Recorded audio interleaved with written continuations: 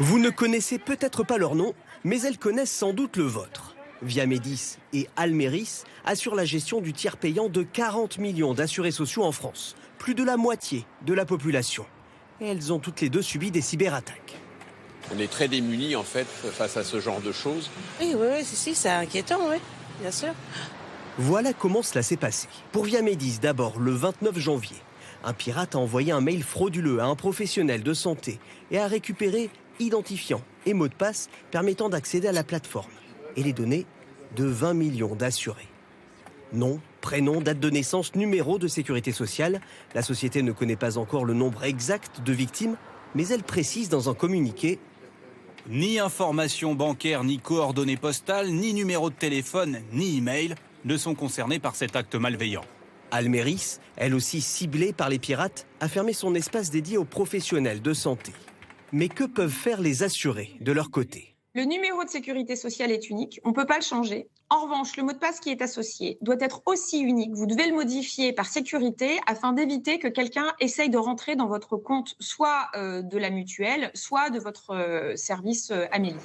Ces attaques informatiques ne vous empêchent donc pas de continuer à utiliser votre carte vitale. Une fois qu'elles ont été piratées, ces données sont ensuite revendues illégalement sur Internet. Combien valent-elles? Comment sont-elles utilisées? Comment savoir si vous êtes personnellement concerné par ce vol? Thomas Jarion, Hélène Massiot et Sylvain Milenvoix. Comment savoir si vos informations personnelles ont déjà fait partie d'une fuite massive de données? Vous avez déjà vérifié? Non. Vous voulez qu'on le fasse ensemble rapidement? On peut. Ok. Nous leur montrons un site spécialisé. Vous rentrez votre adresse mail. Ok. Si c'est rouge, c'est qu'elle a déjà été piratée. Si c'est vert, tout va bien. Oh, c'est rouge. Les informations volées. La date d'anniversaire, l'email, le genre, ma localisation, le mot de passe. C'est un mot de passe que vous utilisez sur d'autres sites? Ouais, c'est presque tout le temps le même.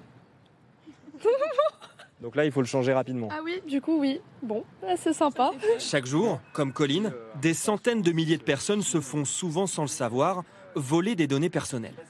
Le premier but des pirates, c'est vous extorquer de l'argent. Plus ils ont d'informations sur vous, plus ils sont crédibles quand ils se font passer, par exemple, pour votre banquier, afin de vous demander l'accès à votre compte en ligne. Pour nous, ces chercheurs en cybersécurité se sont infiltrés sur un site de vente de données volées. Et voilà à quoi ça ressemble. Cette suite de lettres et de chiffres, c'est un code. Il veut dire que les pirates vendent les identifiants et les mots de passe d'une personne. Les logos que nous avons floutés, ce sont les comptes auxquels vous pourriez vous connecter. En gras, le prix. Entre 5 et 48 € par personne, plus c'est cher, plus il y a d'informations pour l'acheteur. Ensuite, il peut effectuer de l'usurpation de l'identité. Là, un attaquant, il peut faire une demande de crédit, par exemple, à votre nom. D'après cette spécialiste, le marché de la donnée volée est florissant. Les ventes ont quadruplé en 2 ans.